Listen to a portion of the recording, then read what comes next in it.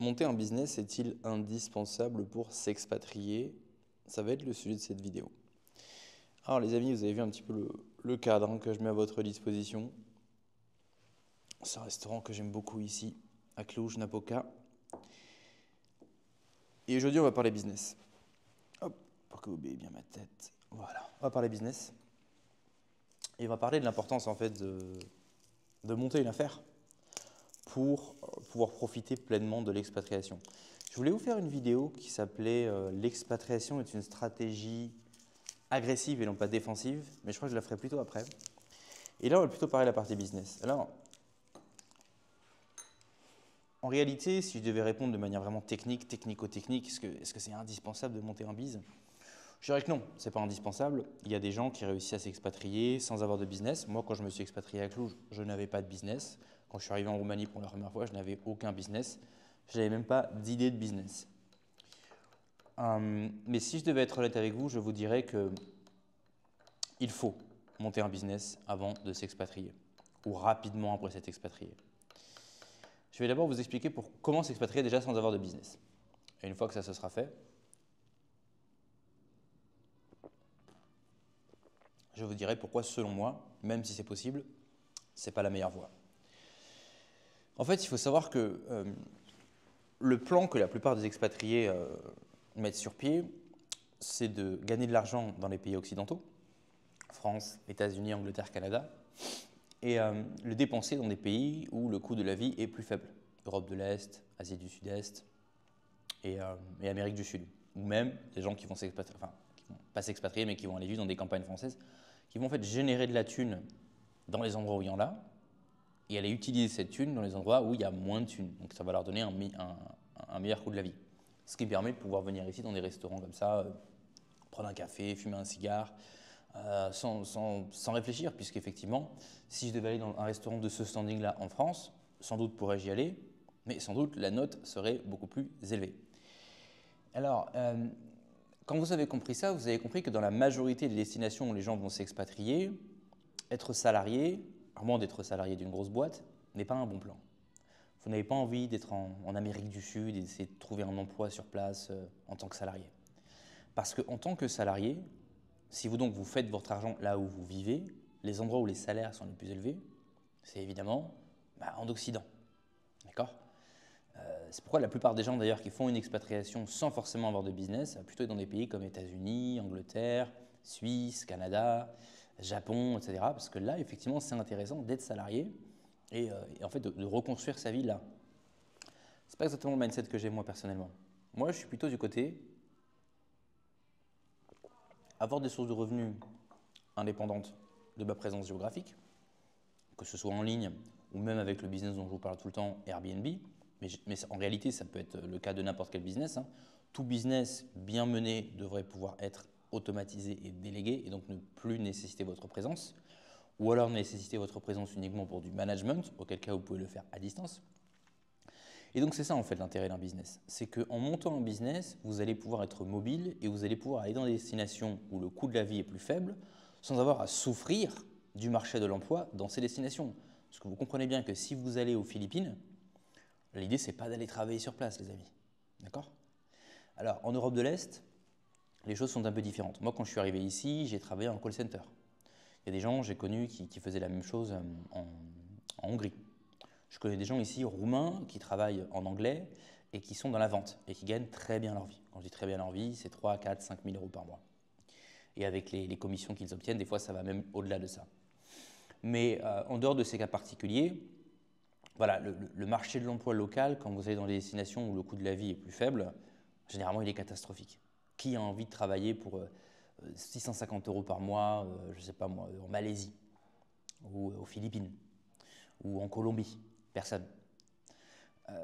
L'expatriation, ce n'est pas un truc d'Européens uniquement, il y a aussi des Américains qui s'expatrient, les Américains aiment bien aller en Thaïlande.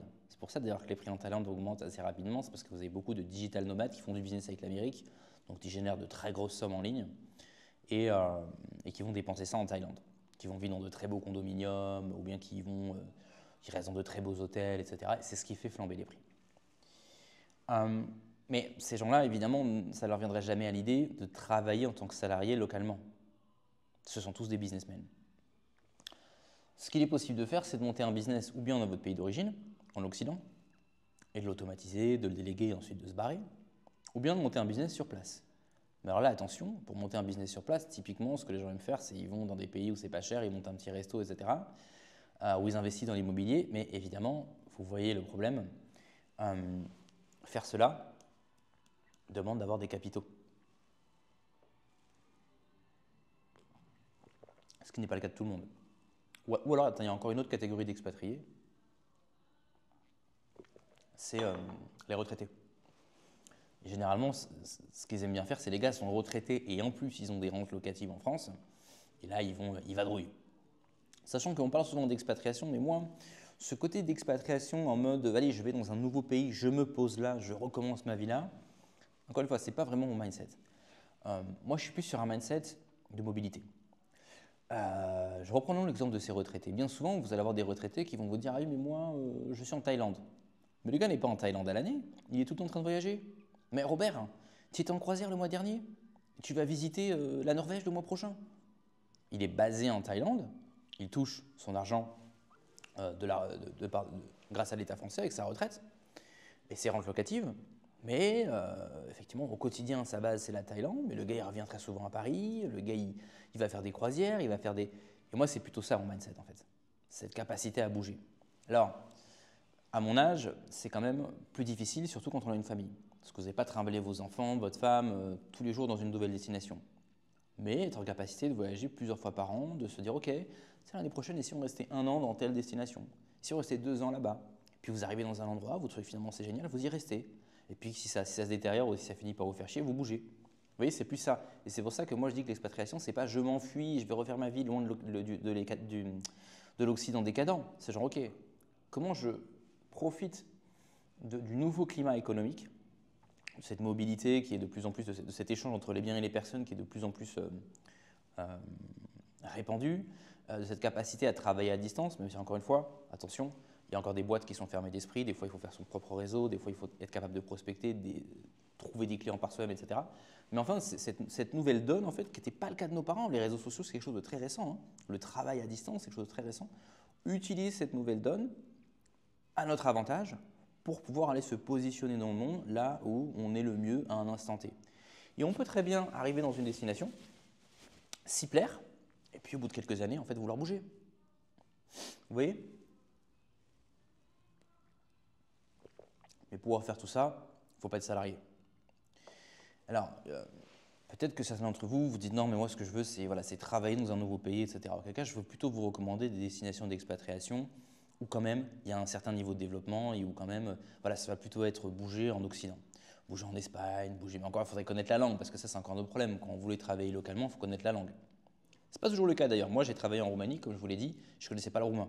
J'étais en call center, les documents, etc., le manager, je leur parlais en anglais et les clients, évidemment, étaient français. Mais c'est relativement rare. Généralement, si vous comptez faire carrière en tant que salarié, il vaut mieux tout simplement rester dans une destination occidentale. D'accord ? Il vaut mieux aller dans des endroits où vous allez pouvoir échanger vos compétences contre plus d'argent. Vous pouvez chercher des endroits où le rapport coût de la vie, pouvoir d'achat est plus intéressant. Vous pouvez aller dans des endroits où vous allez gagner moins d'argent, mais où le coût de la vie est quand même tellement plus faible que ça reste à votre avantage, ou inversement.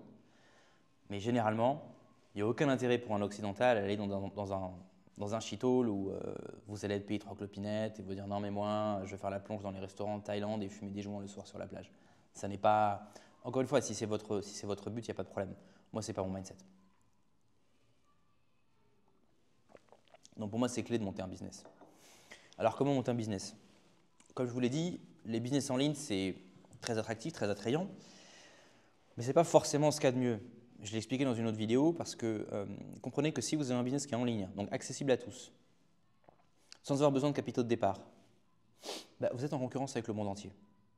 Alors que si vous faites des trucs locaux, des trucs un peu plus ennuyeux, des trucs un peu moins bling bling, il y a quand même moins de concurrence.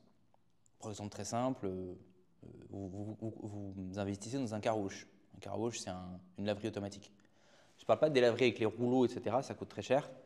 Je parle simplement les car wash où vous avez un Karcher et les gens viennent, ils payent, ils prennent le Karcher, etc. Ça peut être une idée. Il y a des gens qui sont dans l'installation de machines à café, dans l'installation vous savez, les distributeurs automatiques. Ça donne des sneakers, des Kinder, etc. Ça peut être une autre idée de business.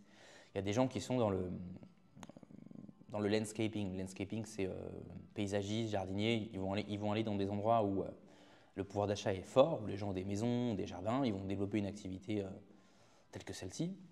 Puis au début, bien sûr, c'est eux qui vont passer la tondeuse, c'est eux qui vont passer la débroussailleuse, mais à terme, on emploie des gens, etc. Et au bout d'un certain temps, ça va prendre un petit peu de temps, au bout d'un certain temps, le business tourne bien. Et là, on peut effectivement déléguer et manager pendant qu'on a ces employés qui font le travail. C'est tout le principe du business, hein. C'est la décorrélation entre votre personne et vos revenus. Vous n'avez pas besoin d'être présent physiquement, vous n'avez pas besoin d'investir du temps, parce que vous avez une structure qui génère